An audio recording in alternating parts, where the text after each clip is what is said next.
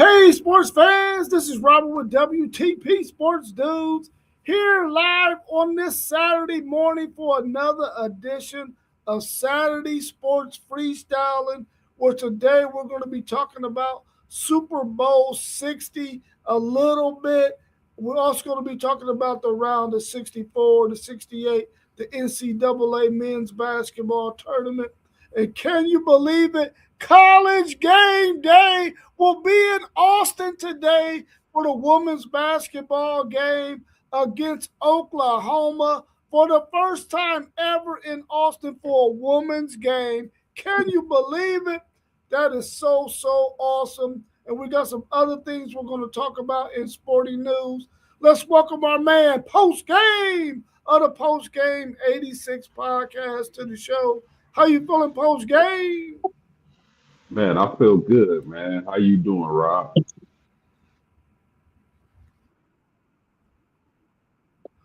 I'm good, bro. I'm good, man. Good to see you here this morning. We also got our man T1 of City TV.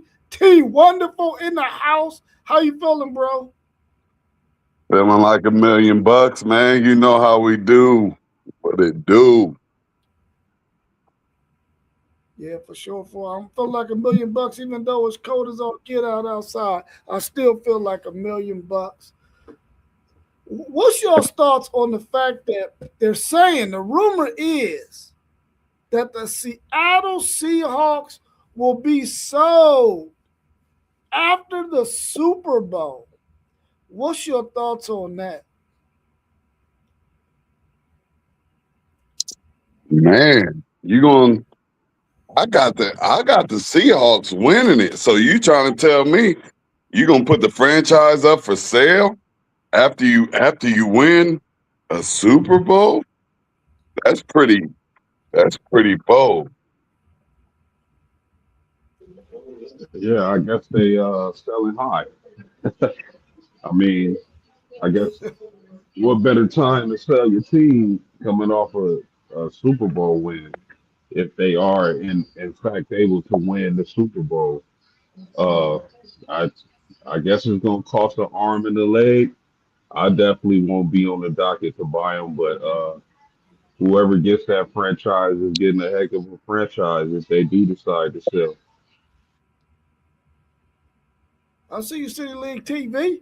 I guess the owner of the Seahawks passed away a couple of years ago, and so of course it's in a family trust. And he wanted his sister, who was over the trust now, to sell the team.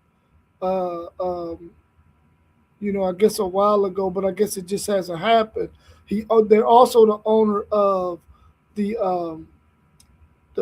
Portland Trailblazers as well. So I mean, I guess if you're going to sell your team, it's best to sell them when they're on top. I guess you can get a couple of extra million or hundreds of million or even $1 billion for them. At this time, uh, maybe they might change their mind and keep it in the trust. But I guess this next question goes right in line with that. The same owner has the Portland Trailblazers, who passed away in 2018. It's reported that Mr. Allen wants the money from the sale of both teams donated to charity. What's your thoughts on that? Man, that's a beautiful thing if that's able to go through.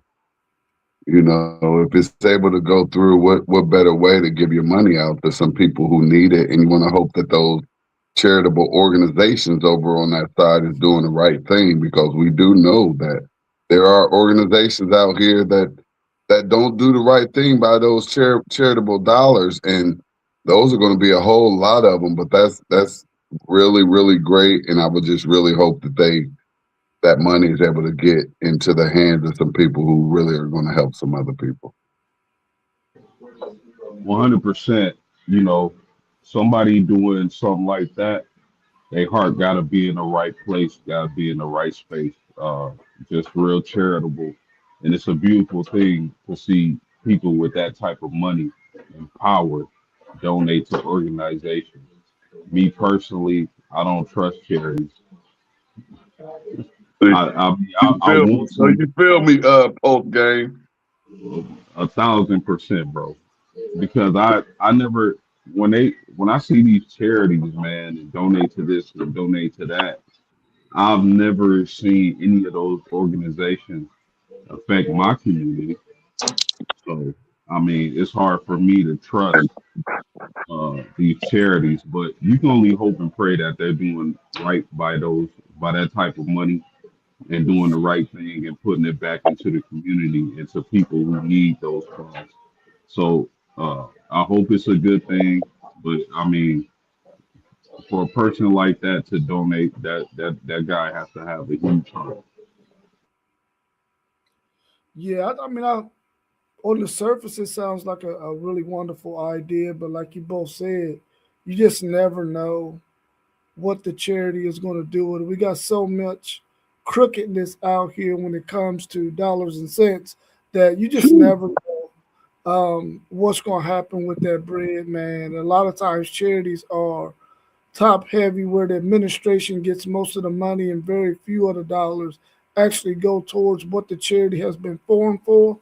Um, but whatever they decide they want to do with their money is their business.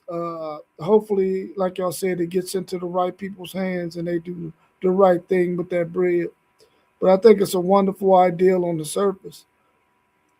Do you think if both of these teams get sold, that there's a possibility that they would move from Seattle and move from Portland?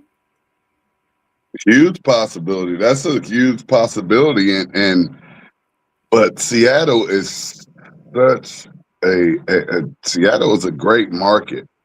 You know, it's a great market for that football, and that would be devastating if they were to take basketball. If they were to take that football team out of Seattle, as they've already done with basketball, and they would like to get another basketball team back in Seattle. So that actually would be devastating if a group came in and removed them out of Seattle. Yeah, I mean, I agree with TY. I don't I don't see the reason to move. Like, what other market would they be looking at to tap into? Like New York's already taken, Florida, California, even Las Vegas, some cities in the Midwest. I would like for them to keep Seattle in Seattle. So I wouldn't, if they sold, I wouldn't recommend them moving. I think Seattle is a great city for football, and that's team I just said. They need to get that supersonic franchise back up and running. Yeah, let's welcome my man SEC Sean to the show. How you feeling this morning, SEC Sean? I'm exhausted. We had my granddaughter spent the night. Man, I ain't had a 2-year-old in a long time. She wore me out. Yeah, I can understand that. But other than that, we good. Everybody doing good this morning? Yeah, we're good. We're good. We're talking about the fact that the owner of the Seattle Supersonics, not Supersonics, Seattle Seahawks, and the Portland Trail Blazers, who passed away in 2018, has those teams in a trust right now. He was actually the co-owner of Microsoft as well. So what's your thoughts on that whole thing, that they could possibly be sold to Seahawks and the Portland Trail Blazers, and that money going to charity? Yeah, I mean, I don't know exactly. I haven't done a bunch of digging into it. I just saw it, pop up yesterday, and I mean, I agree with what postgame said. I mean, I'm part of what T1 said about it, but I agree with postgame about taking the Supersonics back to Seattle. I mean, the Seahawks are a pretty good franchise for football. They got a rabid fan base. So I don't think a move would happen. I agree. I don't know where they would move. I know there's been numerous talks when teams have moved or relocated or expansion or whatever about San Antonio, but Jerry Jones blocks that as much as he can because he doesn't want a third team in Texas. Texas could support a third team, of course, but the owners, I know Jerry Jones doesn't want it, and I'm pretty sure the McNairs are not real keen on it with Houston either, or whoever owns the Texans nowadays. So, I mean, it is what it is. I mean, the owner passed away. Something's going to happen to the franchise, so sell it, let somebody take it over, keep it where it is, But both of those franchises, the Trailblazers, have a storied history in basketball too. So leave the two franchises alone. Just let somebody buy them that wants to keep them where they are. Yeah, I mean, when you think about that Pacific Northwest, I mean, they're the biggest game in town. The Seattle Seahawks, of course, in Seattle is the biggest thing sports-wise out there. And then you have in Oregon, you got Portland at the Portland Trailblazers, the basketball team. Of course, you got nice colleges out there as well. I think it's a really, really smart move for them to stay in those areas. I wouldn't want to up and go anywhere else. So I think that they should definitely stay where they are. And I would like the Seattle Seahawks and the Seattle Supersonics to get back into Seattle as well. I don't know if expansion in the NBA will happen anytime soon, but if it does, I think that should be the first destination that they look at. Well, here's the other aspect of it: as if you own a business, do you want to move it somewhere where there's tons of competition? Right. So why would you move Seattle when you have nothing to compete with? Or Portland even. There is nothing else to compete with except for college, but that's on Saturdays normally. It makes no sense to try to move. Yeah, it makes no sense. Do y'all think something like this would have any impact on these players about to play in this Super Bowl? No, I don't think so. Absolutely not. I don't think the players are too worried about, if the team is going to be sold or not. I think that's something they'll deal with after their victory or loss in the Super Bowl. Uh, so no, I don't think it affects their play. They playing well. They focus. They focus on getting that trophy and getting visits for the New England Patriots, uh, winning that Super Bowl over them years ago, which they should have won. But Pete Carroll called the dumbest call in the history of dumb calls, trying to pass the ball and not giving the ball to Marshawn Lynch. Dumbest thing I ever saw. Agreed. Yeah, I need to do a ranking of stupidest play calls in the history of all sports, and that one's probably going to be hard to beat. I don't think it affects them, not the sell of the team. I actually think if they came out and said, we're going to sell it to, I'm just throwing a name out there, Mark Cuban, and he's going to move it to Indiana or Illinois or somewhere, I think the players, I think that would fuel them to win it for the city of Seattle. But I think they're going to be fueled up anyway to win it. And I don't think anything's going to come of this for moving. So I don't think this has any effect on them. I mean, how many times do players switch teams nowadays? Back in the day, this might have had something to, but I mean, how many times you see players jump teams and move around and do whatever they need to do? So I don't think it affects them. Yeah, let's welcome my man Mossberg of Level Up Sports 10 to the show. How you feeling this morning, Mossberg? I'm pretty good, pretty good. It's good to see everybody, man. City League TV, you see the shirt in the background, man. Just another long night into the morning working and got a little rest, man. And I was up a little late, but I had to get me a double cup of that coffee this morning. But feeling good, man, and just humbled, man, to be here and what we do and realizing, man, that just after watching SEC Sean's show yesterday, watching so much that City League T1 or Man of Many Hats did last week, watching what we do as a group, man, it's a blessing, man, to do what we do and just to continue to bring banger shows to the people each and every day. So I'm actually feeling great this morning, ready to get through this weekend amidst everything that goes on throughout the world, man. It's just like I said, a blessing to be able to do what we do, man. Each and every day we do. Yeah, we're talking about the sale of the Portland Trail Blazers and the Seattle Seahawks, possibly by the owner that has that team in a trust right now, Mr. Allen, who was the co-owner of Microsoft. What do you think the sale of this team will have any impact on any of these players after the Super Bowl Um, or during the Super Bowl? that's a good question because you do have a couple of Seattle players that's been there throughout, this tenure of everything that's, went from even the Russell Wilson era, some of these guys. So some of them it may, but I think some of these things are in the same situation as we talk about the NIL. It's a business and these things happen. The passing and things like that. I think with Dame Lillard over in Portland, that's the one thing I think about, with him in Portland, his longevity that he's been there leaving and coming back. Outside of that, it's really, man, it's something that I really didn't look into, but just something to think about as well. Some people do kind of hold on to things like that.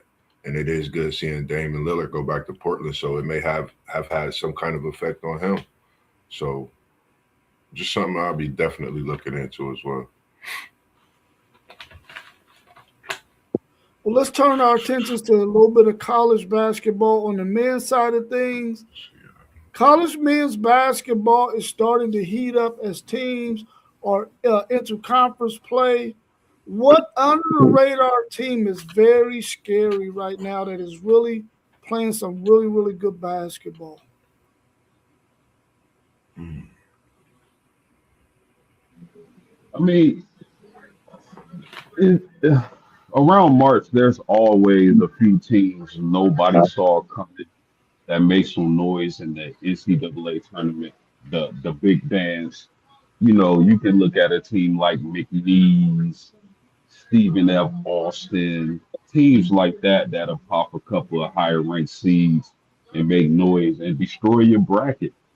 But if I'm looking at an underrated or under the radar team, I could go with Gonzaga, but they're like top 10, so I don't think that would fit the category. Maybe a team like Texas Tech, Iowa State, BYU. We know that Big 12 is locked and loaded with great teams, seeing as though they got Arizona, Houston in that conference. But a team I would really look at is a BYU, Iowa State, Texas Tech, teams like that. I'm gonna go with a team that's, and kind of like off of a post game, he said Gonzaga, and we know Gonzaga has been a top team in the country for a while now. But I'm a stay in the Big Ten. As y'all know, I love and appreciate the Big Ten. I'm gonna stay in the Big Ten and with a pretty highly ranked team. But this team has come out of nowhere, and that's Nebraska. So I want to I like Nebraska as somebody that's under the radar, not really respected for the rankings and their record right there.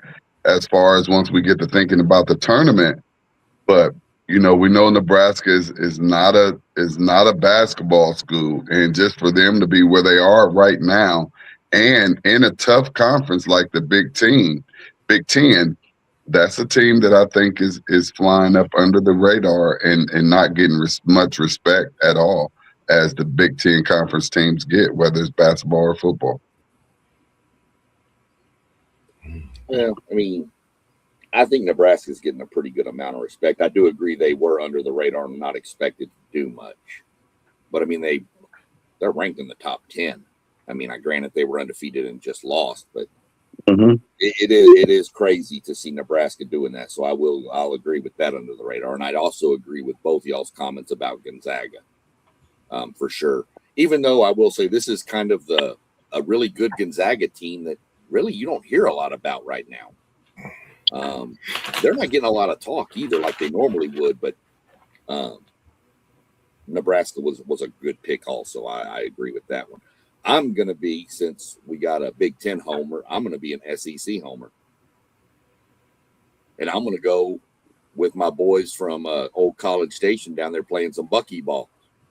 That team was picked 13th in the SEC. They're leading the conference right now at 6-1. Now, you can say what you want. They haven't played the toughest schedule. Okay. But let's remember, Bucky McMillan was the last coach hired in the coaching cycle for college basketball. And when he took over A&M, they had exactly one on the roster that stayed. He had to build an entire roster from the portal. And getting them all to mesh and play together, it's worked out. Some people I've seen, some Longhorn fans, and I'm not calling out, Longhorn fans, but there's been a couple, there's always a couple for every fan base that are saying A&M is no different than Indiana in football because look at the age of their players. AG's 25. And I'm like, dude, he had 2 weeks to put a roster together. What do you want him to do? And the way this team's playing, to be 16-4 leading the SEC and not even be ranked in the top 25 to me is under the radar. A sleeper team is UCF out of the Big 12. UCF is very, very, very, very competitive. So, but I'm going to go with A&M, not just being a homer, but I'm shocked by what they've done so far.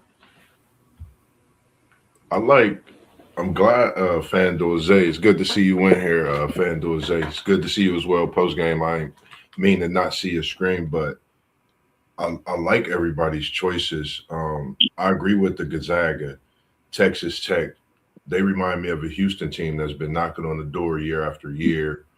But then there's two teams that might not have. They have a high loss chart, which is 9. I like this Texas team. I like this Syracuse team.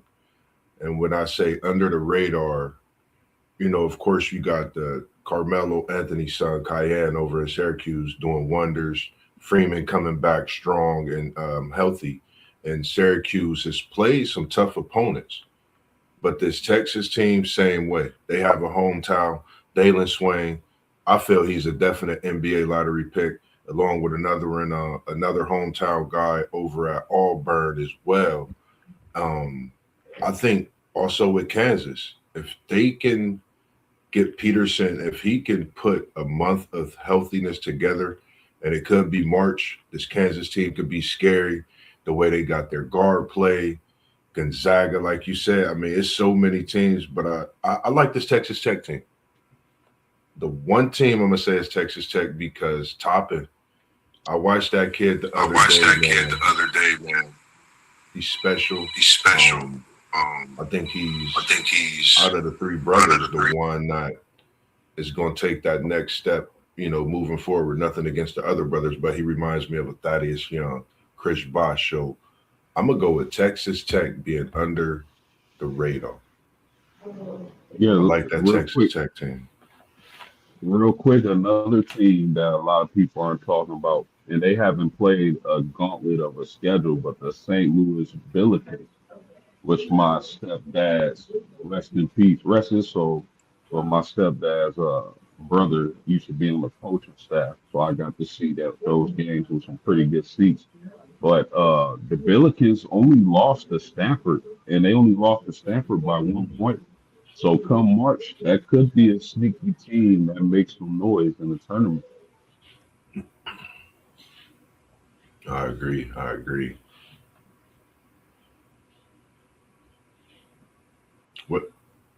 What's your thoughts on Vandy? I like Vandy's women. I think Vandy's women are a force to be reckoned with, especially come March time. But Vanderbilt and the SEC is kind of weird to me because they got some real freakish athletes, but their conference isn't as dominant in basketball. as compared to the a few other conferences, the Big 12, Big 10 conferences like that. But I mean, I like Sean's team. I like SEC Sean's team. I like Texas A&M out the SEC. And real quick, not to cut you off, you got some boys over there, the Illini, they're under the radar. That sensational freshman, I got a great glimpse of him. Was it last night, the night before? He's special. I think they are definitely another team that's under the radar. So I'm going to say Texas Tech and Illinois, my two top under the radar when you talk about the schedules they played, the conferences they sit in. I just take those two with, of course, quite a few others as well in that picture.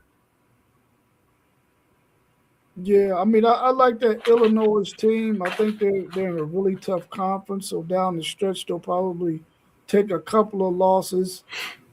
I don't know how well they defend, and they have some size because a lot of their players are taller guys, but are they physical enough to withstand that Big Ten gauntlet once they really get into it real tough? They got a really good win last week over Purdue. I really like that Illinois team. My man FanDuel Zaya or One Take Zaya told me that I had to drop one of my teams. I couldn't like Texas and Illinois. I had to go with one or the other. So y'all know how that goes. That's tough. Yeah, but I really like that. The Texas team there, Sean Miller is really trying to teach those guys how to play basketball smartly and to not make a whole bunch of mental mistakes. They make a lot of mental mistakes. Swain is playing some really, really good basketball. He's probably going to be one of those players that might be in the ready for SEC Player of the Year the way he's playing right now. He probably won't win it, but his name will definitely be in the discussion. But they just don't play disciplined basketball, man. They foul on way too many 3-point shots. They foul. For one, they foul too much. They don't move their feet enough. And that's what's been killing them. They've been letting teams shoot 25 to 30 free throws a game, and you can't win that way when you're playing teams who can knock down free throws. So they're going to have to get that thing ironed out. I would like to see a team like Texas A&M who we seen what happened to them when their coach left and they bring a guy in and they don't have the players on their roster and he has to build that thing real quickly. And they're playing really, really good, disciplined basketball. They're playing fundamentally sound and they're playing really, really well in the SEC. Now they're going to meet some tougher teams down the stretch. We'll see how well they do there. Hey, Rob. Rob. Yeah. You know you are allowed to like two teams, right? Yeah. You know it's okay. You know it's okay, right? I just want you to know it's okay. Omar says it's okay. It's okay. You can like Illinois and Texas. Ain't nothing wrong with that. You're not gonna get in trouble for that. Yeah, no, you have to be able to like multiple teams. If not, Moss would not be allowed in any sports conversation because he got about 97 teams he's been mentioning. Man. Listen, Florida State college football, New York Yankees in baseball. I just switched from Big Blue Nation because AJ the Bansel. We'll get to that soon enough in the conversation. Big Blue Nation, that's Kentucky, buddy. Kentucky. I said I switched from Big Blue Nation because of AJ the Bansel. Yeah, I'm over in Birmingham Young right now, man. Chilling. Hey, and y'all know why it's okay to like multiple teams because you're a fan of the sport. Of course, everybody knows I'm Notre Dame. That's my team. That's home base. But because I respect the game of basketball, I like these Big Ten teams: Michigan, Illinois, Nebraska, Michigan State. That Michigan State-Michigan game last night was an absolute 100% banger. And Michigan and Michigan State, Illinois, those teams, they got to be dealt with come March. Through that. I mean, football can be a little more iffy to like multiple teams because, whatever. But in basketball, there's like 360 teams that play. Mm-hmm. I mean, if you're a fan of just one team and one team only, and you never watch unless they're playing, then what is the, there's off weeks, there's off days. A&M was off on this week in the midweek. I still watched some games. I watched, a few SEC games. I watched some of the Michigan games, some of when they were playing the other night. And you spot on. I'm telling you, there's a kid on that Kansas team that I support. I follow Kansas too because there's a kid named Jabari McDowell on that team. Came from Manville High School, so that's why. But like I'm an A&M guy. I'm through and through, just like post game. I'm A&M through and through. But there's other schools I watch. I've still since the 90s, and you can guess where this is going. I've been always a fan of Loyola Marymount. Oh yeah. I still watch to see what they're doing. I watch Stephen F. Austin. Just I like good ball. So yeah, I think a lot of times you might fall in love with players and where they're at, and so you follow them, and so you root for them and things like that. Because I liked Illinois and the DePaul Blue Demons at the same time way back in the 80s when they had Dallas Comachis, Rod Strickland, Mark Aguirre, all those guys were coming through DePaul at the time. But then, of course, Illinois had Kenny Battle, Kendall Gill, and all those guys. And I liked it. I really didn't even know Texas men's basketball team even existed because I never seen them on TV ever. And then one night I see them in the tournament when they had Terrence Rancher, left-handed three-point shooting guy. And I was like, what? They got a freaking team? But I always seen the women's team. I never seen the guys' team. So I thought they never had a team. But it all came down to me rooting for them in Illinois in the end, especially once what's the name went away, Joey Myers and his dad. Once they stopped coaching at DePaul, then that sort of fizzled out. But it's a lot of times you just follow on a player that you really, really like, and you fall in love with the team that he's playing for. You don't necessarily make that your team. You just want to see them do well. Well, and nowadays you might have to, if you follow a player, you might have to like 7 teams because he might be on 7 different teams before he's done. Exactly. Right. Yeah, that's a fact. The way it's going nowadays, that is definitely a fact. Do y'all think that the top teams will dominate the NCAA tournament this year, or are we going to see somebody like a Stephen F. Austin or somebody of that caliber creep up in there and make it to the Sweet 16 or the Elite 8?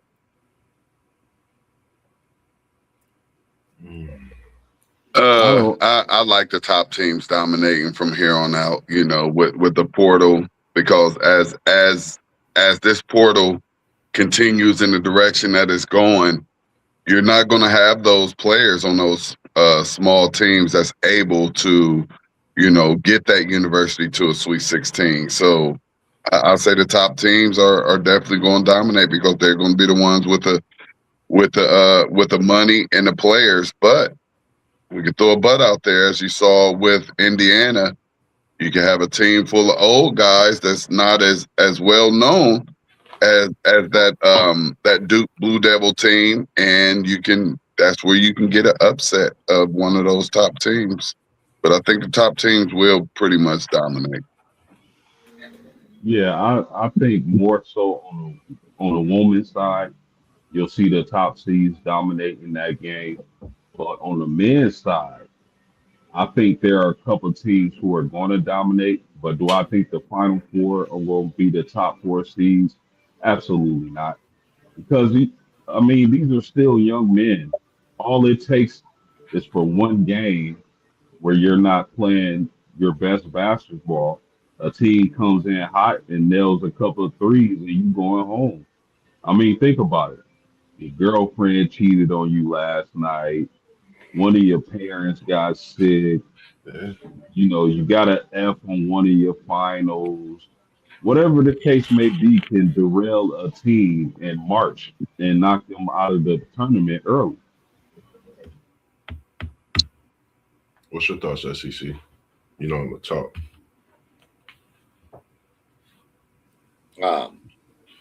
Yeah, I was trying to keep updates out of North Carolina right now. Sorry. Nah, you good. I think the top teams are going to dominate. I mean, but I think we think that every. And then somebody jumps up and bites somebody. McNeese is really crazy. Those dudes forcing turnovers down there. You could see a Stephen F. Austin. Go back a couple of years ago. The coach at A&M was the coach at Sanford, and a fluky call that probably shouldn't have been made cost Sanford beating Kansas.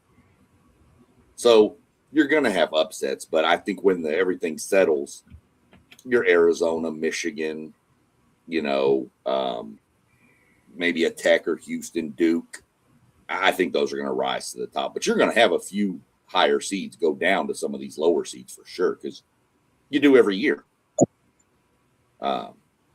It's just a matter of who's going to take down who.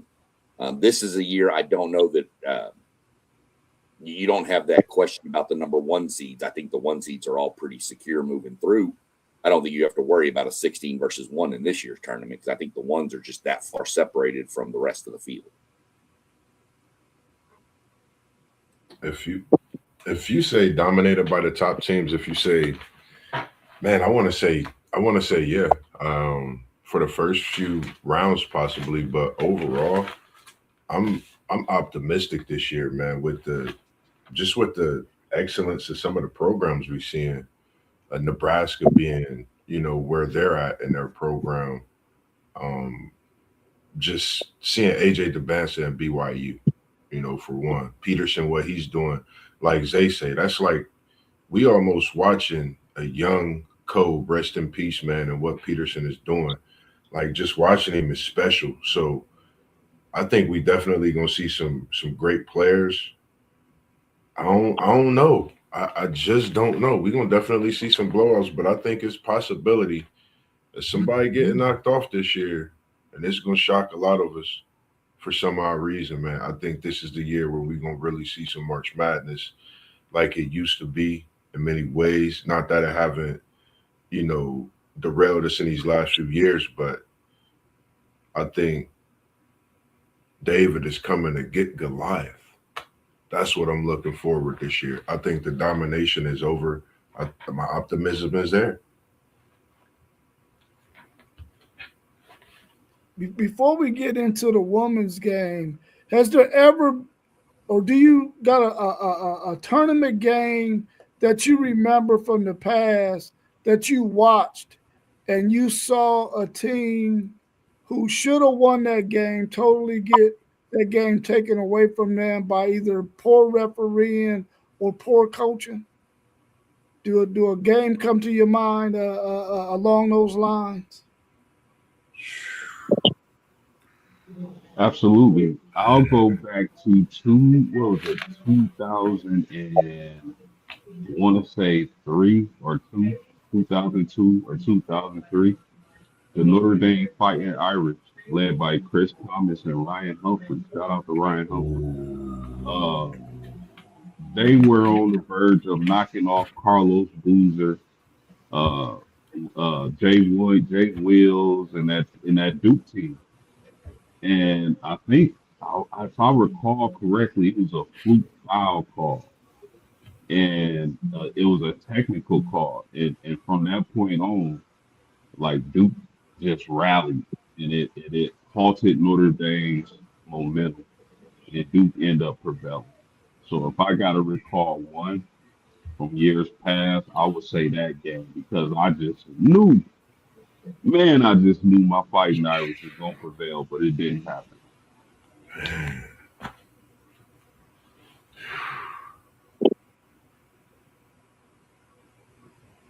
Man.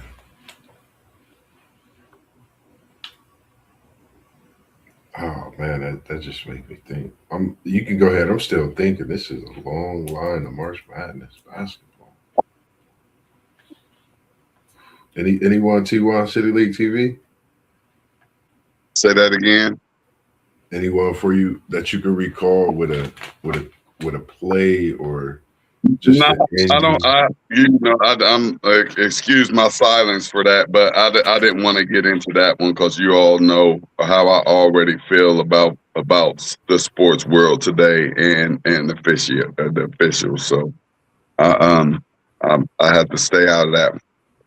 It seems like I'm just a basher and I'm a hater and I'm just mad because somebody lost or something like that. So I'm a stay off of that.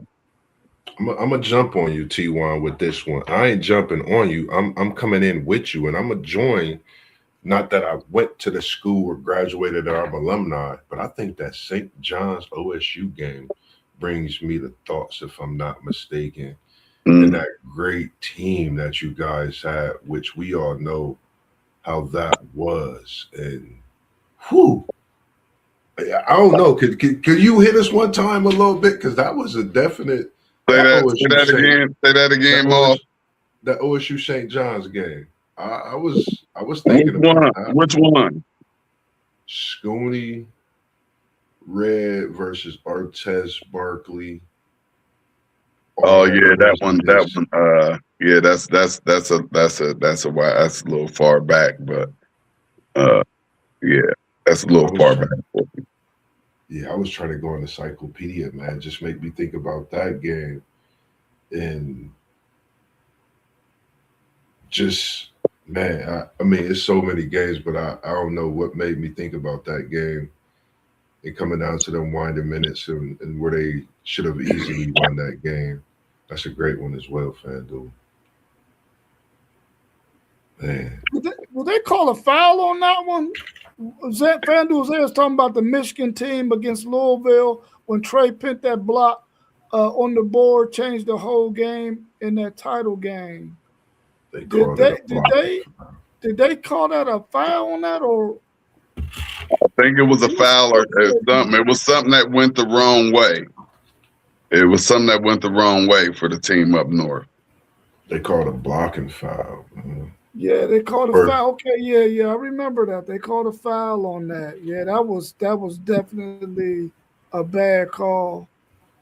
I don't know if y'all remember Marcus Pfizer, who played for Iowa State, and they were playing Michigan State in the Final Four, I believe it was. And they robbed the heck out of Marcus Pfizer in that Iowa State team that year. And if you go back and watch that game, I think they might have called a moving screen or something like that on Marcus Pfizer to get his fifth foul or something down the stretch. And that game was poorly officiated down the stretch, in my opinion. But that Michigan State team was a really, really good team, too. So they was deserving to be there. I just thought the referees should have stayed out of it and let those two teams battle it out down the stretch. That one comes to mind for me. Yeah, and we can also look back at last year's national championship game, fellas. I mean, going off what T1 like to talk about, there was no way Houston on that last possession they let the game play out like that. Like that was super weird. I never saw anything like that, and I felt like they should have beat Florida, but it is what it is. Yeah, they had that game won. That was for sure. They had that game won. So game day is in Austin for the first time for a women's basketball game in Austin, as they're going to play Oklahoma today. How exciting is that for the women's game? Because normally college game day will be at one of these high-profile men's games. But today they're going to Austin for the women's game against Oklahoma. Of course, they had Aaliyah Chavez, I think is her name, was the number one player in college basketball last year. She was down to Texas and Oklahoma as a school of her choice. She chose Oklahoma. She's been playing really good basketball lately. What's your thoughts on college game day, giving some love to the women's game? Well, I mean, that's good. That's good. exactly. It's good. I mean, it's good for the whole sport. I mean, it's a good matchup. I mean, why not?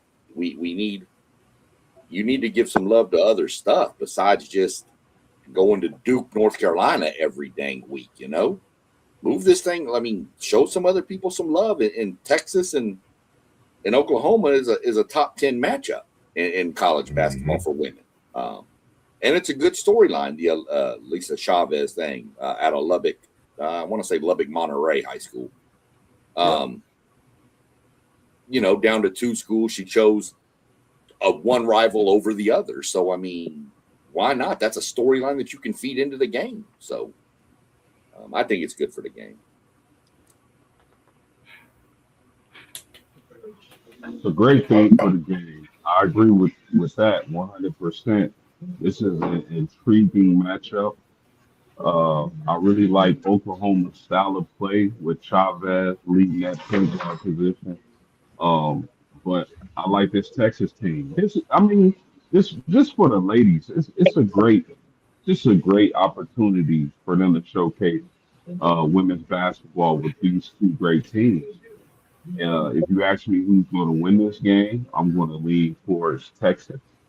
I really like Madison Booker in her game. I said this before. She reminds me of a female Kevin Durant. I think Rory Harmon really solidifies that backcourt and brings stability and leadership to that team. It's going to be an awesome matchup and a must-see game. And this is a great win for women's college basketball. I agree. I think it's great. I think when you talking basketball, you put it in a big state of Texas to start with the women's game as well, being this big game day there. You're talking Maddie Book, you're talking Chavez, you're talking college basketball at its pinnacle right now on the women's side, because if you really think about it, since Caitlin Clark left, Angel Reese left the women's game of college basketball, it really hasn't been much talk. You know, who's taking over this, who's taking over that. Not that it's not a lot of great players in this women's game, because there's so many great players, but this forefront, I think, is going to bring that out more. I think Maddie Book is ready for the show today. Chavez, like you said, Harmon. I think this Texas team is a team that can win it all. I think this Oklahoma team can, but I think it's great for college basketball and women's sports in general. I think they need to do it more often. I think this needs to be a thing that happens every weekend throughout the rest of the season. Make it a Saturday and Sunday slate. Why not give these women they do? They work hard for it.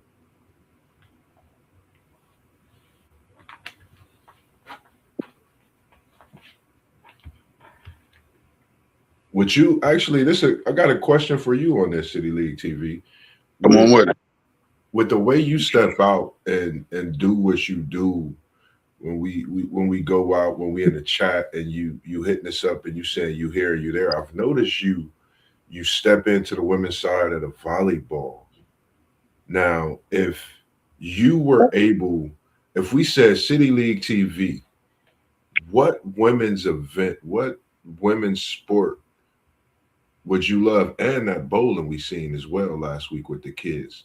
And what would you like to bring, how they're bringing this women's basketball on a game day? If game day came to City League TV, what sport on the women's side would you say, let's do this, to kind of, kick off that women's angle?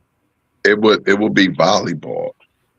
It will be volleyball because I've seen the rise in the skill level of these young ladies on the volleyball court. My daughter played volleyball when she was in high school, which was 2 years ago.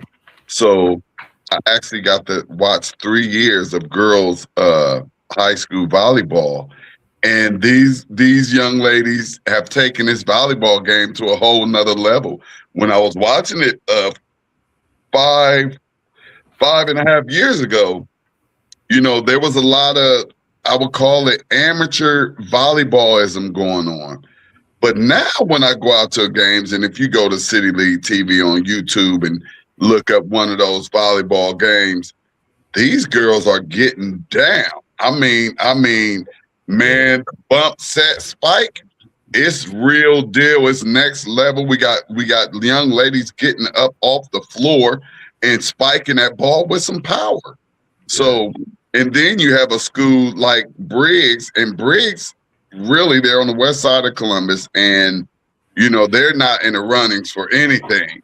Their talent level is not that of a Columbus City team and what you would expect from such a large group of students. But Briggs girls volleyball, it definitely will be a Briggs game, and it will be Briggs going against somebody else that's good, so that they will actually be able to see a real live competitive volleyball game in the city.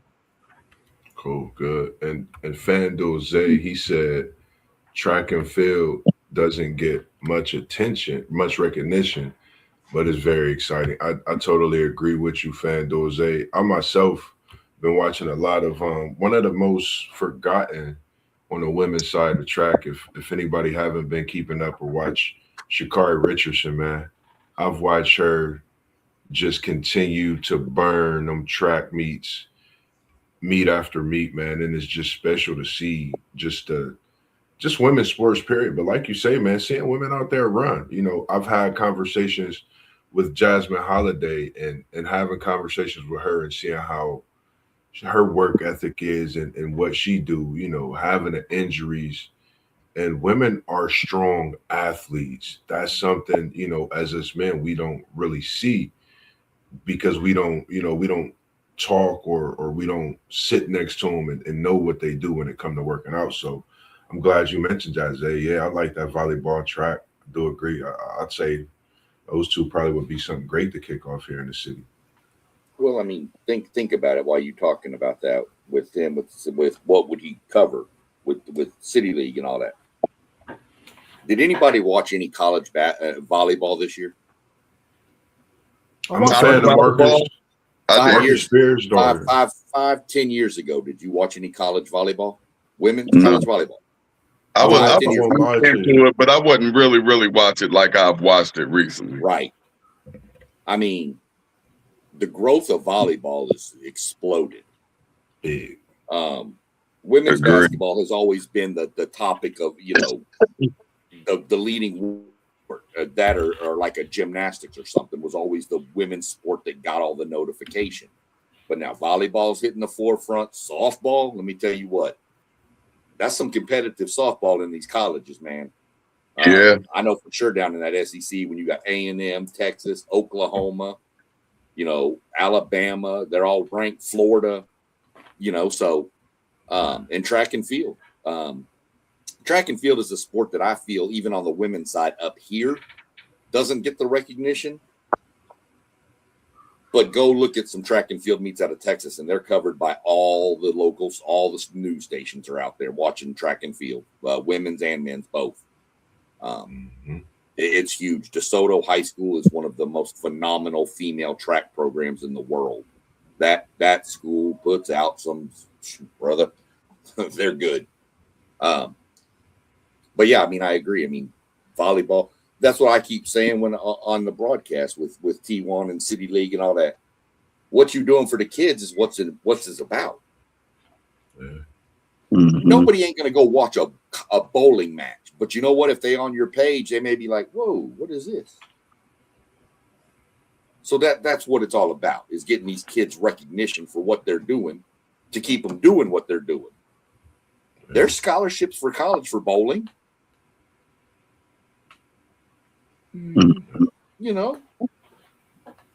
Columbus Fury, man. WTP Sports Dude, City League TV, Level Up Sports 10, SEC Sean, One Take Zay, Postgame 86, Parlay Poe of Blissburg. We would love to get some tickets to some of those games to bring the kids, to get them involved in some of the things and growth and learn something from what you professionals do in your world to just bring something out there. Because I know we have that Columbus Fury team, that women's volleyball team here. So just, getting it out there, we'd love to be a part of anything, having you on and just showing the kids around if we could do any of that, man. Definitely tap in with us for sure. Yeah, I think when you're a sports head like we are, man, we can find excitement in every sport, Any man. Because I'm sport. quite sure we can sit down and watch just about any sport there is and find the excitement in it. When you talk about volleyball and how it has grown, the women's basketball game, how it has grown. Track and field used to be big time years ago. Now we're starting to make a comeback, The man. And comeback. and Yeah. I think the games and sports like that, softball, basketball, you name it, man, whatever the sport may be. I've watched every sport imaginable that's out there, and I like it and I enjoy it. Now it's not as exciting probably as me wanting to watch a football game, but I think we all, as sports heads, we love every sport that's out there, man, and we find the excitement in the competition in all of them. Real Dude, real quick. Oh, go ahead, SEC. my TV the other day, I was flipping channels. This is a couple months ago when there was kind of a dead spot for sports. I'm flipping channels, man. And the next thing you know, my wife's like, "What in the world are you watching?" It was pillow fighting on ESPN. I said, "I don't know, but I can't change the damn channel. I can't. I was stuck." Everything after it now, man. I was watching. It's funny you say that. I was watching the other. I'm trying to think of what day it is. The other day I was watching this. I don't know what it was or what it's called. It was like they was rolling. It reminded me of a shuffleboard, but they was rolling it like bowling.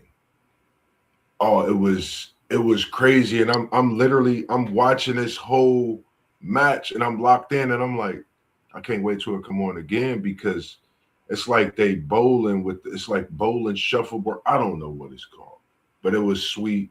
Showed a lot of skill, patient, and I'm like, you never know what sport and what people do to get great at their sport. It's crazy. Yeah, I mean, one take Zay said he'll never understand pickleball. I'm telling you right now, pickleball, your hand-eye coordination with pickleball has got to be superior, bro, because smaller court and that ball is coming. It's coming, bro. Your hand-eye coordination got to be amazing to play that pickleball sport. And it's growing phenomenally right now, man. People are really picking up on pickleball, and it's becoming one of the fastest growing sports for people to play and get some exercise doing it. Man, y'all freestyling for real. But Ron, since Texas is your team, like, what are your thoughts on game day being at the Oklahoma Texas game? When you look at what Vic Schaefer has done with that women's basketball team, man, we know years ago Texas was really, really good. Then they were down for a couple of decades, man, and to see what Vic Schaefer has done with that program in the last 4 years, being able now they got the number one recruiting class. I think it is phenomenal for a school like Texas to be under that spotlight with college game day there. I think it's unbelievable for them to be able to be there for that game. And the fact that it has a storyline behind it with two-story programs in Oklahoma and Texas, rivals, Aaliyah Chavez deciding to go to Oklahoma over Texas, basically because of the style of play that Oklahoma plays. It fits her style of play a lot better than Texas does, even though I think Texas should have been a better option for in terms of winning, maybe possibly winning a national title, because I think Texas has a little bit better squad than they do. But outside of that, man, I mean, I think that is phenomenal that they chose to go there to a place like Texas on college game day over a men's game. I think that's really, really powerful for women's basketball.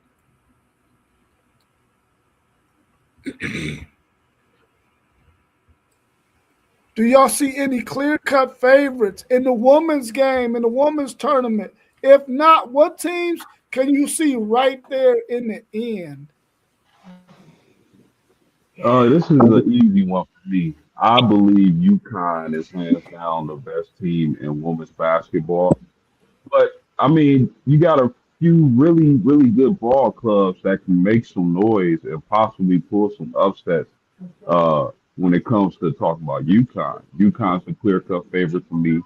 But I mean, UCLA, South Carolina, Texas, LSU, and Vanderbilt. Vanderbilt is playing some really good ball, y'all. You can't sleep on Louisville, Iowa, Michigan, and TCU. Oklahoma, possibly. Ohio State got a good ball club when it comes to women's basketball.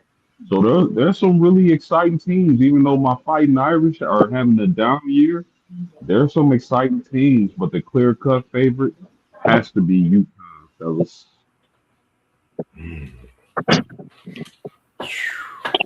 I don't know if Gino and Dom battling for really the GOAT conversation all over in this era right now. But I think UConn, South Carolina, are my two favorites.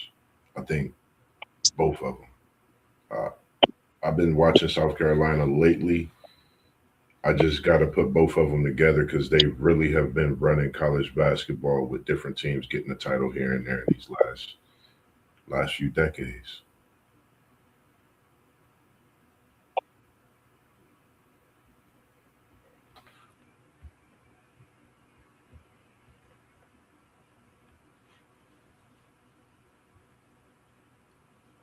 Anybody else? Yeah, I've been talking to Zay. I've been talking to Zay in the chat. We talking about random crazy ass sports over here now. He's talking about chess boxing. I'm talking about Gels marble racing. It's we're just going crazy over here.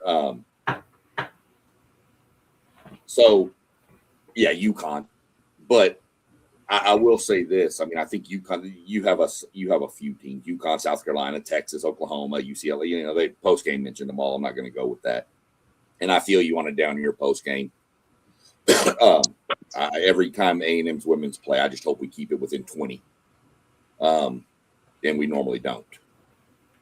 So I will say that, but I will say this.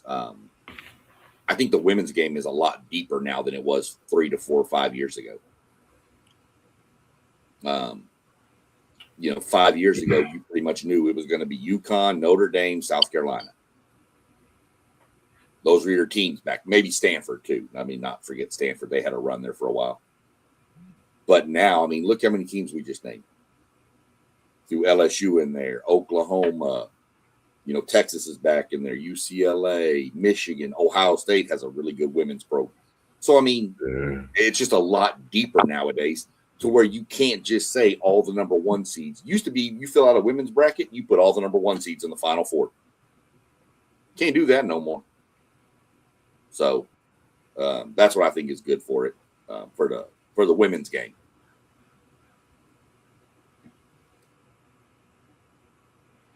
Yeah, I think it's going to make for a really good, interesting tournament. I do believe that UConn is probably the team to beat out of the women's brackets.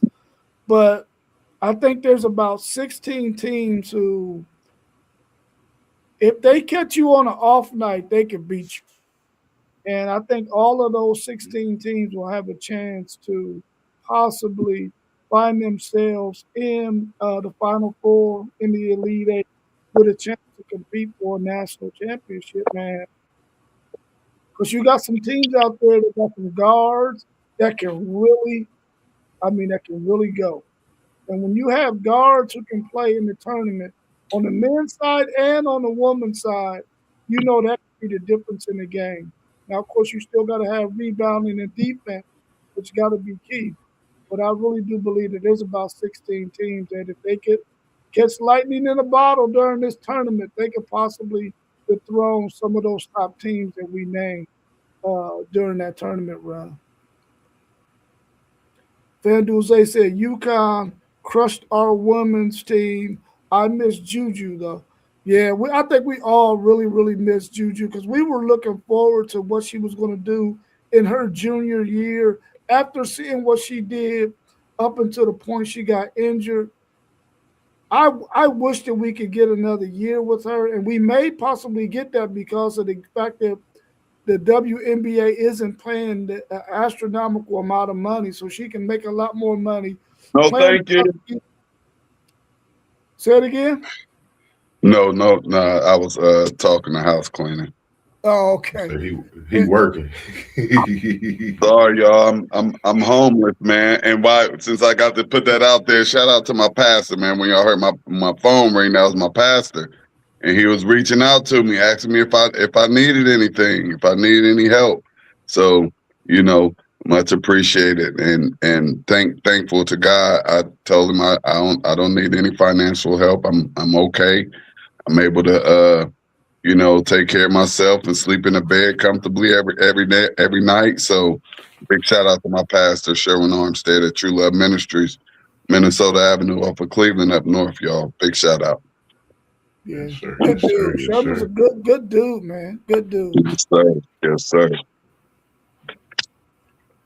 Yeah, so I would like to see Juju get back to USC next year and skip out on going to the WNBA. But I kind of want to see her on that stage too. But when it comes to that money, man, I think she's going to make a lot more at the college game for one more year than she would next year if she was to go to the WNBA.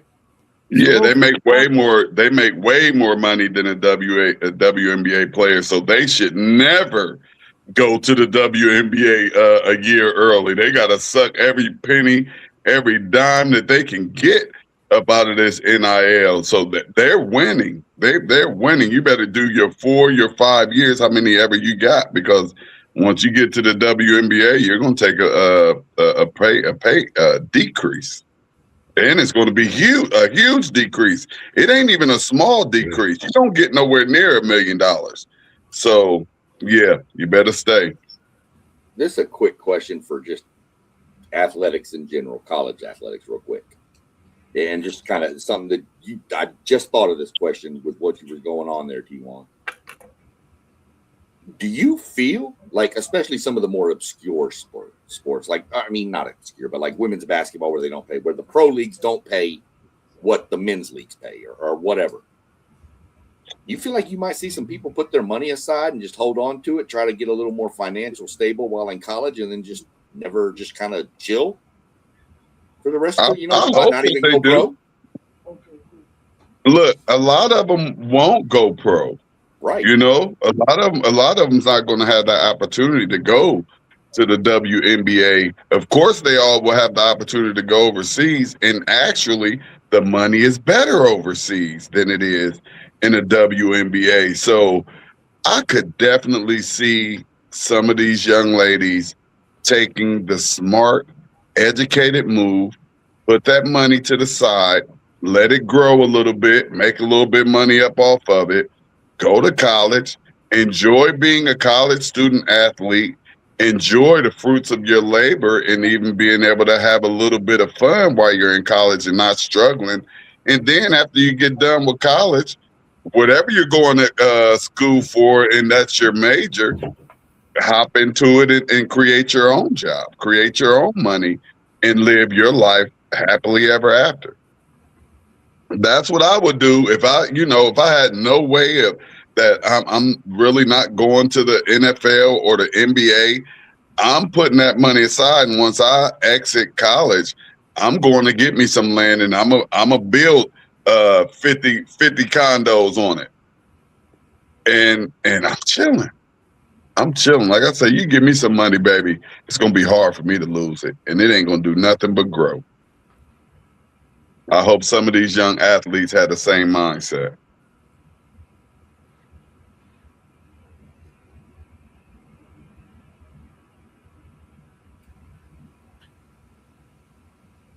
I stepped away for a second. SEC Sean, what was your question again? Oh, I was just saying, some of these kids in college that are making millions, like the superstar ones that we know would go pro or whatever. Like I was talking with like T1 was saying how they're going to take a pay cut to go to the WNBA. Wouldn't you? I mean, do you think we're going to see a point where the WNBA is going to be like struggling for people because these kids are making more money in college.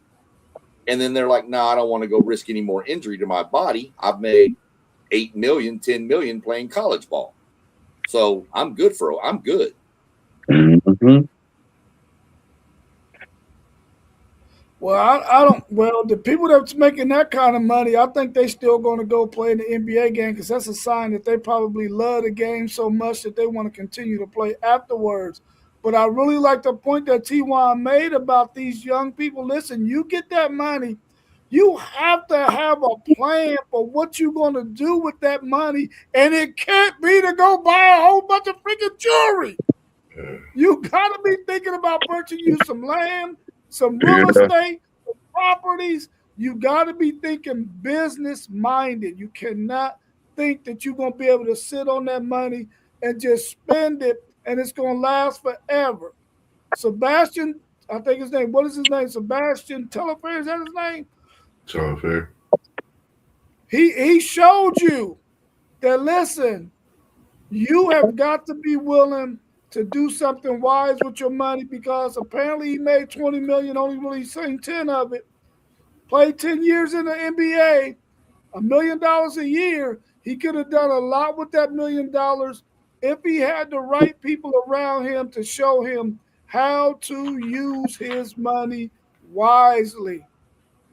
And these young people need to make sure that they link up with somebody who understands finance. You got to get you a financial advisor who is not a crook. So that way you can make that money work for you and your family for generations to come. I'm telling you now, if you give people like you see these 5 guys on the screen that kind of money, they are not going to blow it because they understand what they need to do with the money that they get. You heard my man T1 say he going to go build him 50 condos. And guess what? All 50 of them are going to be filled, and it's going to be bringing him some income in every month. Every month for the rest of my life. For the rest of his life. Hey, that's the first thing. When I get my big wad of money, my big load of money, that's the first thing I'm gonna do. I'm gonna go find the contractors or whatnot, and I'm gonna get me some land. And how many ever apartments I could put on it, that's what's gonna happen. It might just be I might only have enough land to get me a 4 or 6 row apartment. Guess what? That's what it's gonna be, and I'm gonna be collecting that much money every single month for the rest of my life, and my grandkid gonna be getting it. If I get that kind of money, it's been nice knowing y'all because where I'm gonna be probably ain't got Wi-Fi. Ain't got Wi-Fi. I'm sorry. I'll try when I go into town or whatever. I'll try to hit y'all up, but other than that, I'm gonna be sitting somewhere sipping on something cold. We them dudes, we will find you, SEC Sean. I'm gonna be off in an island and there's gonna be black SUVs pulling up and all y'all gonna jump out. What's up? Man, one take Zed said buy McDonald's. I mean, their line do stay full, man, but I can't sell death to the people. Got it.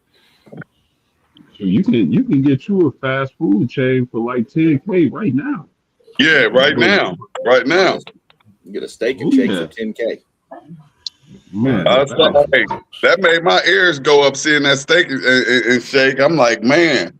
And steak and shake is not really expensive. And I ain't never seen a steak and shake in the hood, man. Steak and shake in the hood might do a little bit of business. Man, I got a money making scheme. If anybody wants to start it, I can make all of us $1 million right now. Somebody go get one of them food trucks, park it over near Ohio State, and 5 o'clock in the morning and sell breakfast tacos for $2 a taco. You already know you got the cook right here. That's all I'm telling you. You'll make $1 million in a year. $2 a taco. Them dudes will be buying 3 and 4 tacos every morning. Yeah. Yeah, that's a fact. I mean, the reality, people, what we're telling you is with your money, you got to think about being a financial person with that money. You can't just think you're going to spend it on a bunch of stuff that's going to be devalued once you purchase it. like a car or like that jewelry. You got to invest your thing in something that's going to make you some money, not spend it on something that's going to depreciate once you purchase it. So be wise with your money. Anything else y'all want to add before we wrap up the show? We right at 1 hour and 15 minutes. I got a couple quick things. One, a financial advisor is not Uncle Bubba. Okay. Exactly. I mean, and to any Bubbas that are financial advisors in real life, I apologize. That's not meant for you, but y'all know who I'm talking about. Real quick, still no update on my NASCAR race tomorrow. Looks like we're still good to go for Sunday. We're in a pretty good sports time right now. We got a lot cranking up over the next few weeks and months. So everybody be sure to stay locked in and tuned in. I got one question I want to ask everybody's opinion. What was the craziest March Madness game you remember watching? The national championship with Michigan and North Carolina. That timeout. That was the crazy. That I think that may be the craziest thing for me. Because I'm not, of course, I'm all OSU, but that Fab Five was special, and it was the Big Ten, so I was rooting for them, and that timeout will stick in my head forever. Chris Webber, that was dumb. How'd you get a brain fart that quick? Because if I'm not mistaken, they were in a timeout not too long before that, so you had to know that you didn't have any timeouts. Put down the weed, Christopher. I would say for me, it was the Arizona Kentucky game back when Bibby, Miles Simon went at it with Derek Anderson, Ron Mercer, Epps Paget. That was the game for me. I actually cried. I was a Kentucky fan. That was a barn burner of a game, man. Like, that was a back and forth game. That's the one I remember. Like, solely watching, waking up, being ready for it was that game for me.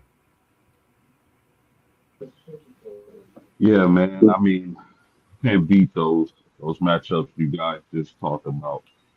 But I'm gonna just say, just because it inspired me so much, the Michigan State Florida National Championship with Mateen Cleaves. And you seen Mateen Cleaves was a shorter point guard, didn't have much athleticism, didn't have much speed, but he had heart. He was a leader.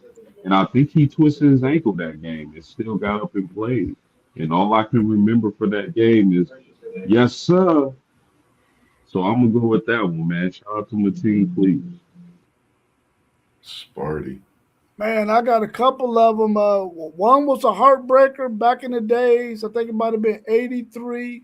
Houston versus NC State, 5-slammer jammer. I thought for sure that Houston team was going to thump the skull of that freaking NC State team, but they ended up losing. Lorenzo Charles with the pickback air ball from whoever that guard was that was killing Houston that day. That one, and oh man, it just slipped my mind. Oh, when Villanova beat Louisville and that nervous Purvis team when they had Ed Pinckney, nobody predicted that Villanova was going to win that game, man. And they ended up winning that sucker, man. That was what really made me start to say that, man, Cinderella stories are really, really true. Those two games that I just mentioned, Cinderella's won both of those. Zay said that 07 Florida OSU. That was a banger because that was my squad. That was a big game. I even like that OSU Kentucky battle with Anthony Davis, I believe, against Turner and them with this same team with Greg Oden and them. Like, I mean, Ohio State then played in some bangers in this March Madness, if you think about it. When they played against the Tennessee team, that was a banger. So definitely, man, I agree with you, Zay. Don't feel like just because it's your squad. That's That's real talk. It make me think about if Kenyon Martin would have played with my Bearcats back then, if they would have won that national championship, man. Like, so many crazy things with March Madness. Hey, Rob, I don't think you asked your last question. I got two real quick that come to mind. One is the whole run from, like I mentioned them earlier, the Loyola Marymount with Hank Gathers, Bo Kimball. I will never forget that whole run. But the one that sticks out in my mind, I will never forget this game for as long as I live. And it was in 2016, and it was an A&M game, and it was A&M versus Northern Iowa. Ooh, I remember that. Where A&M was down 10 points with under 30 seconds left and came back and tied it and won it in double overtime. Whoa. Crazy. Go watch the highlights of that. That is one of the most insane comebacks. I actually think it was 13 points with like 58 seconds left. If I'm not mistaken, Northern Iowa had that big, they had that like big 7-footer, like 6'11" cat. They had a couple dudes that were just dead on shooters. That's the Northern Iowa team that actually A&M was a 3 seed that year. Texas was a 6. We were going to play in the second round, Texas and Texas A&M, but Northern Iowa hit a 3 from half court to eliminate Texas, and then came in and jumped all over A&M, and then A&M it's one of the greatest comebacks you'll ever see. Just watch the pure emotion of that game. It is insane, and it goes to double overtime. That was the year A&M lost to Oklahoma with Trae Young, right? Yeah. That's the year we lost it. And that was Alex Caruso was on that A&M team. So that was it's a hell of a comeback. If you get a chance to go watch. In fact, I think I'm going to go watch it before the A&M game today. This was that last question right here for you. Zay popped it back up. So we've been going crazy in the chat. What players do you love to watch in women's basketball? Yeah, I forgot about that question. And he dropped down what's that? Jelani. Juju. I'm actually going. I'm halfway to get to watch Juju this year, man. Hey, I like my girl Cambridge from Ohio State. She's special. You know, we got another special one. You know, she remind me of Kelsey Mitchell. Very special. She's a scorer. She's a pure baller. Straight out of the seat bus over there on James Road, off of James Road at Afrocentric High School. She's on my 5. I actually made the top 5 for Cambridge is from somewhere else, and she also has a sister that plays on there. She not from Columbus. Jelani? I put Jelani. I got her down. I got her as my point guard. I put Jelani down as the one. I got Kaiomi McMiller. She transferred. She over at Penn State in the Big Ten this year. I got Mila Holloway, Maddie Buck, and Azzy Fudd. Those 3, you can put them however you want, 3, 4, 5. That's the 5 I got. I like these college players, what they bring. I mean, you could really pick and choose. You got post games girl over in ND. I mean, it's so much talent on this women's side of basketball. You really, any 5 you go with, it's gonna be like you having a battle, a banger. It's like a Saturday game day as we about to see with this Texas Oklahoma today, man. So it's definitely good to see this women's basketball moving on up. And we're not talking about Georgia Wheezy, but the game has definitely changed, and it definitely need to get a lot more, publicity when it comes to these game days, man. Hey, they got another great name down there, Barry Wallace. Her and my daughter actually played on the same AAU team from the 5th grade on up to like about want to say like probably about the 9th grade, and that whole squad, everybody went off to college. And I must say, Barry is, I have to say, I'm a little surprised that she's doing this good. But as I've said, watch this girl who is now a young lady since like the 5th grade, and her father, big props to Chris, her father had trained that young lady well. So she came in with all of the skills. She has all of the skills. She's a 6-footer that can do it all. She can handle the ball. She can pass the ball. She can rebound. She can defend.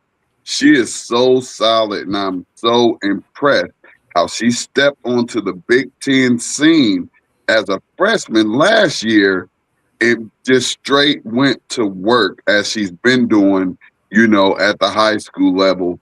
And, she was a McDonald's All-American, so big kudos to Barry Wallace, man, alum of Pick Central, alum of Team Knockdown, alum of, she got next on them AAU circuits.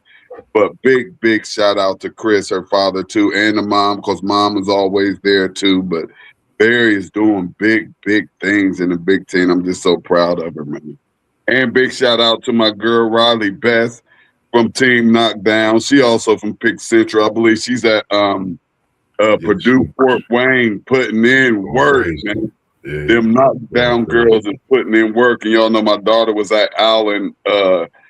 Cam and Grant, she went to Apocentric. She's at Dayton.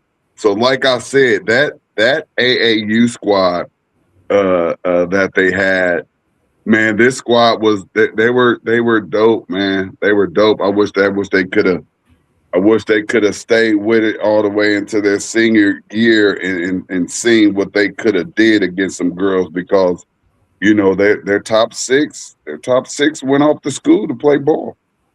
And I'm glad you mentioned that about Bess. One of her coaches, one of her AAU coaches, he's over at Gahanna. I've been talking to him. He played at my alma mater, Tremaine Hobson. Not to cut you off, Moss. My fault. No, you good.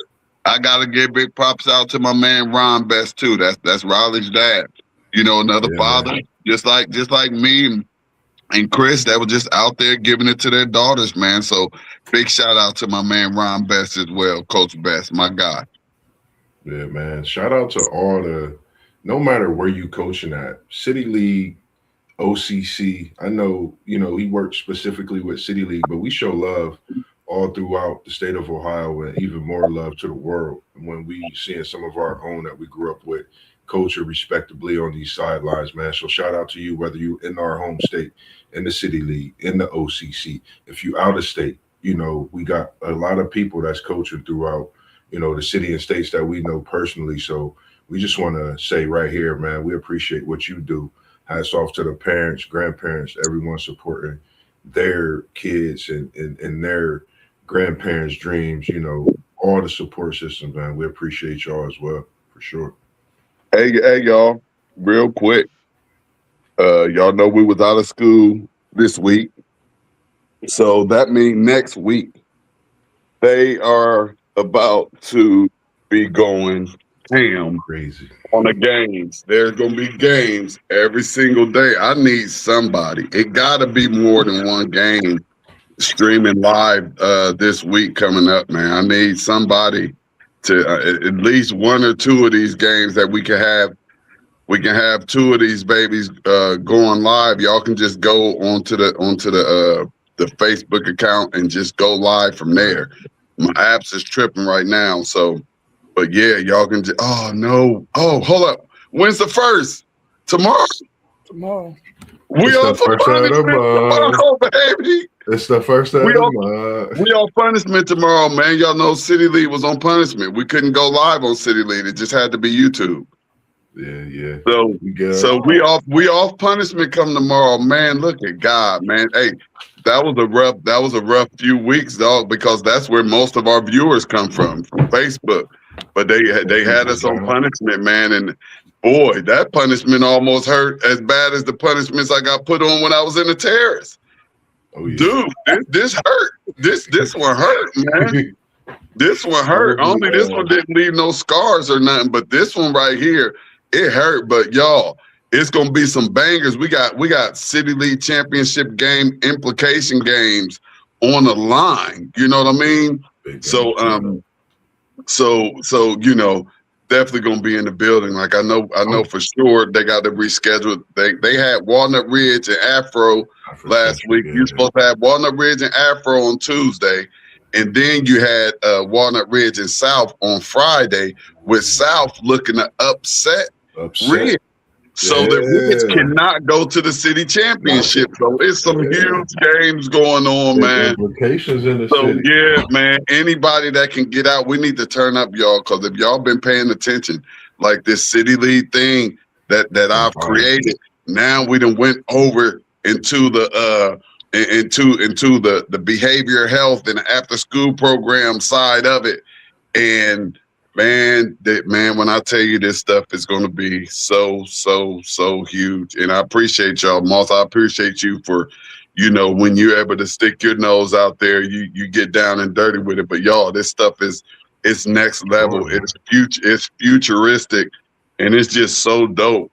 And just shout out real quick to my City League Young Scholars Foundation. We've been out of work for the past week, and it has allowed me to do so much work for that. And I've created an all-star board. It's amazing.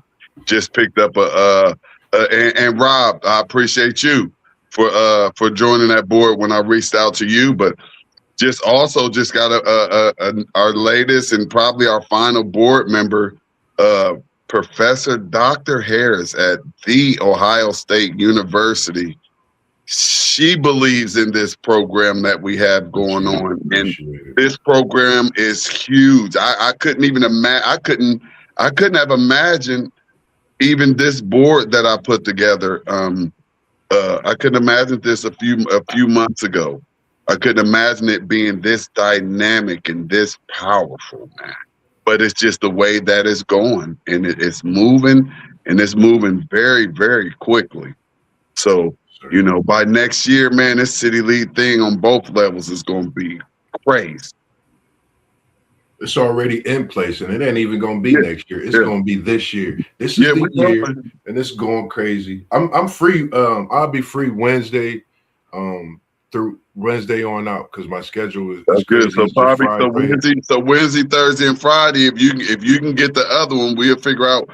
When they come out, I get the schedules and the bangers, and we'll figure it out, and we're gonna turn it up. But people gotta remember, City League TV been out here since COVID, since 2020, and it's just things don't happen overnight. For some people, they do, But when you're trying to perfect something and you have something great, it takes a little bit of time.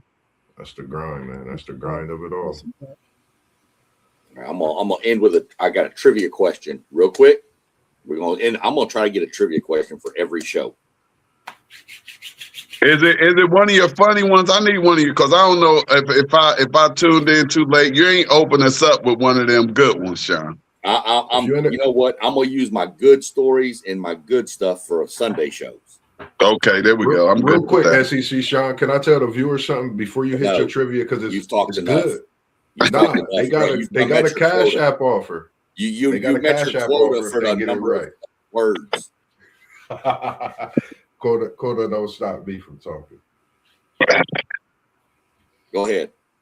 Nah, it's just gonna be a Cash App offer. If it come in the comment section, if it's FanDuel's there or not, we're gonna have them put their Cash App in and just be waiting for what comes in to be sent to you. Me and Unc I was just chatting it up with him about it yesterday. I'm glad you popped up with the trivia. So if the answer come up or whoever answers it, drop your Cash App. It's gonna come something to you. Something's coming. So and don't be trying to Google this either. Just be straight. If you don't know it, you don't know it. Somebody in here is gonna know this answer. The only Division I men's basketball team to never win a March Madness game. Oh, SEC Sean. And they were mentioned in this podcast. Are they in a Power 5 school? Power 4 school? Yes. Loyola Marymount. No. Loyola Marymount won games. Vandy. Nope. You're going to freak when you find out who it is. They're 0-8 all time in the tournament. Oh, my goodness. That's crazy. That's a good one. Now you're going to, just so you can help us out and we can get to it a little quicker. What conference? I'm gonna let Rob try to answer real quick first. Oh, okay. Man, Texas. I have no answer for you. Big Ten. Illinois. Big Ten. Nebraska. Yep. That was actually gonna be my first. That was actually gonna be my first guess because I think I may have heard that during the telecast of that game earlier this week. Yep. They the only And I Division said, One school to never win a March Madness game. Yeah. That'll change this year. We hope. No, We hope. We hope. If they win a game, that's going to be pretty crazy when you think about it. That every school in Division One has won at least one tournament game now. I'm going to wind up popping a quick short probably today later on. We're expecting an update in a couple of hours. It looks like everything for my NASCAR event Sunday's been postponed to Monday now. So I'm going to wait till we get clarification and schedule, and then I'll throw a stream together real fast. No reason for anybody to join. I'm just going to go on and give an update on the scheduling once I get it all squared away. Hey. I got a notification late yesterday about something with it. Hey, y'all see Shador's new coach? Y'all see what their relationship is like? Loving it. Cleveland. Loving it. Interesting. Actually has somebody that likes him. And wants him. You also got the Reese's Senior Bowl today too. Yep. At 2:30, I think. I think it's 2:30 Eastern. On the NFL Network. Yeah, they got some good practices too. I've been watching the highlights, man. They've been going. Woo. Yeah, I'm gonna tune into some of it. I got my A&M game kicking off here in about an hour with Georgia. Go watch that, and then I'm gonna flip over. Cool. Who y'all got today, Rob? Who, Texas? Yeah, who y'all losing to? I mean, who you playing? I don't know. I don't know who they play. Yeah, I need to check and see if we playing today. Well, I tell you right now. I'm actually watching y'all's what's do the we name play right today now? Looking at the Buckeye Corner, I think y'all do play today. We got that big y'all game got Wisconsin today. Y'all make at sure Wisconsin. y'all watch that. Yeah, make sure y'all watch that BYU at Kansas today. AJ DeBansa and Peterson. If Peterson is healthy from that injury, I think we really looking at the possible 1-2. Either way, you talking about AJ and Darren Peterson. I mean, the way they played against each other in high school, you talking. I think Darren Peterson had, I think, like maybe 50 or 60 in that game. AJ had 40. They turned up that game was crazy. So I'm looking for it to be just as many fireworks in this game. Bill Self will be coaching, of course. So big game in the Big 12 today. Could have a lot of things to do with that Big 12 championship coming up as well. So Texas, hey, y'all see all the freshmen they got out here dropping all these 40 balls all over the place? Yeah. That freshman out here balling. I ain't even know. Yeah. Oh yeah. I like my boy Flemings over in Houston. Yeah, Oklahoma? Yeah, y'all are at Oklahoma. Oh, we go to Oklahoma. Yeah, that's right. That's right. Yeah. Hey, Sean, what time is my game and on what channel? Does it say? I think y'all might be on at 12:30. Let me look it up real quick. Then shout out to 2 p.m. Oh, it's a triple header then. What you say, Sean? I didn't hear you. It's because Moss. He's throwing. Yeah, you know Moss can't control himself. I know Moss get going and it's just over. Y'all are at 2 p.m. on Fox. Yeah, they got that. That's what's up. I like how Fox jumped into the college football scene real heavy this year. I don't know if y'all noticed, but Fox is on the scene. Yeah, Fox jumped into all college sports a lot heavier this year. Yeah, that money, baby. That money. Yeah, we the 1 o'clock game at Georgia. We're gonna see what happens here. See if we can fight off Georgia. Then, real quick, Unc, what you think about your boy Dalen Swain for Texas? I think he's a lottery pick. Averaging career highs this year. Great switching going to Texas from Xavier. What's your thoughts? Him and Keyshawn Hall from Auburn, hometown. I mean, I really, really like Dalen Swain. I think he should play another year of college basketball. This year. I don't think he will be a lottery pick. I think he will be a first round pick though, but I don't think he will be a lottery pick, top 20 for sure. But I would like to see him come back and play another year and work on his outside shot. It's a little bit inconsistent, but once he gets that going, because he's been playing some really good basketball, he's been playing the best basketball for Texas this season.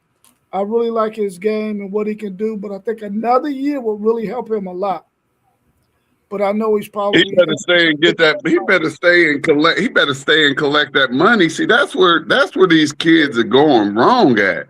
Like, dude, if you're getting over $500,000, and definitely if you're getting $1 million, do not rush up out of there. Leave up out of there with your degree and your bank account on swole.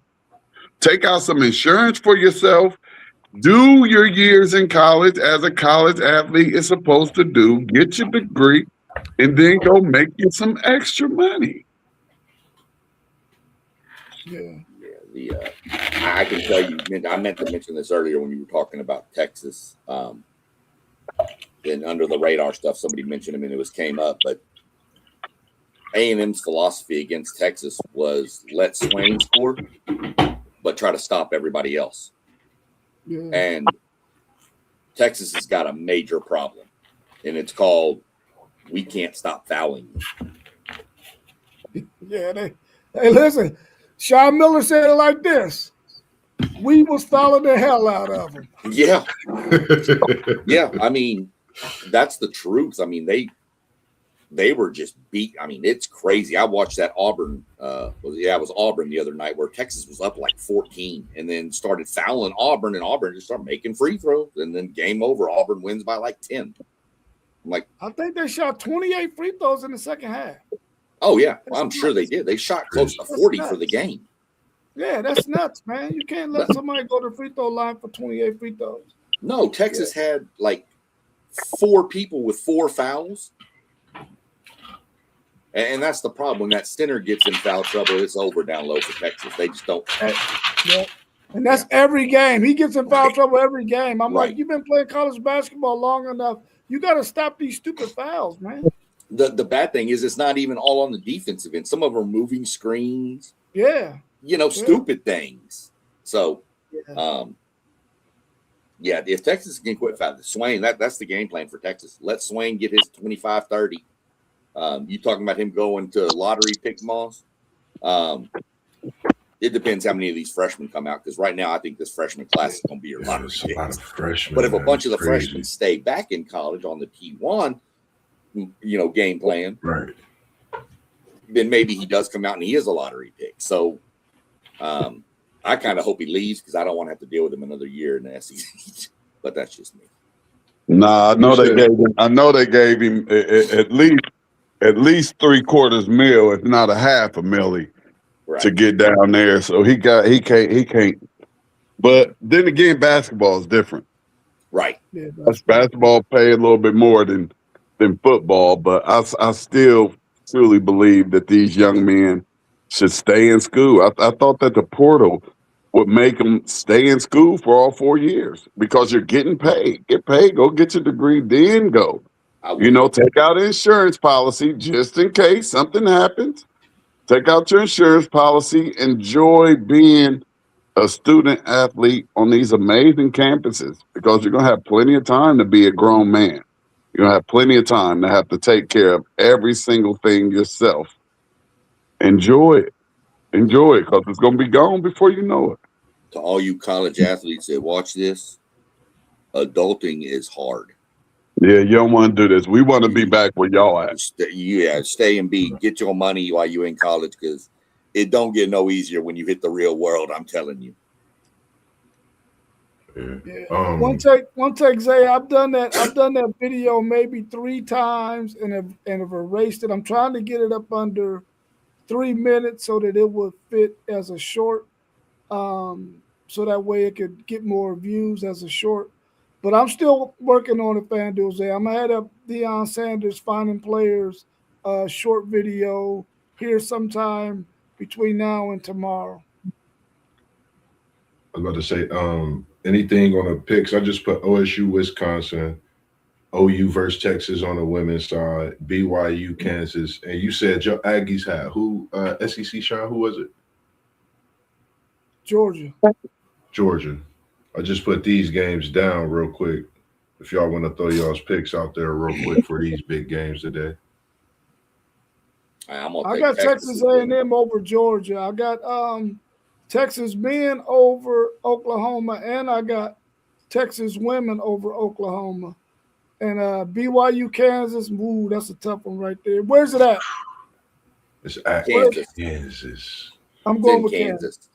I'm going with Kansas. I'm going with Kansas too. Where's that Wisconsin Ohio State game at? Wisconsin. Yeah, we're losing.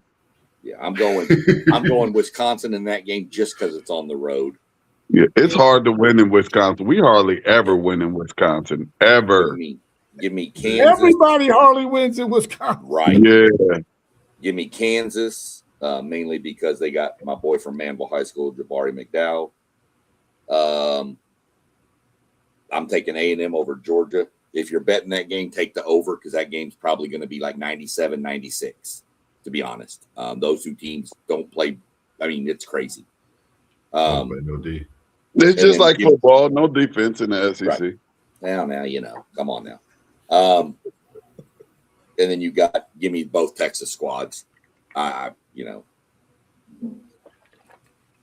I'm taking my that Wisconsin pick back. I must have fell and bumped my head.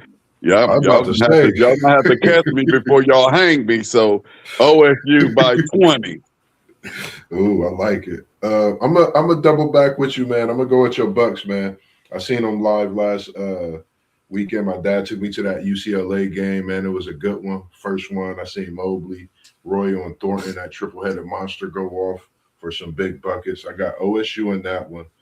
I'm going Texas both ways, men's and women's. You know I'm AJ. We going in to the Self Dome and defeating the Kansas Jayhawks today. And then I'm going to take Georgia. They've been losing some tough games, but I think this game Saturday at home, I think they need this win. So that's the reason I'm going to take Georgia, just solely on them being at home. If it was at A&M, I would honestly go with A&M. But with them being at home, that's the only reason I'm taking them.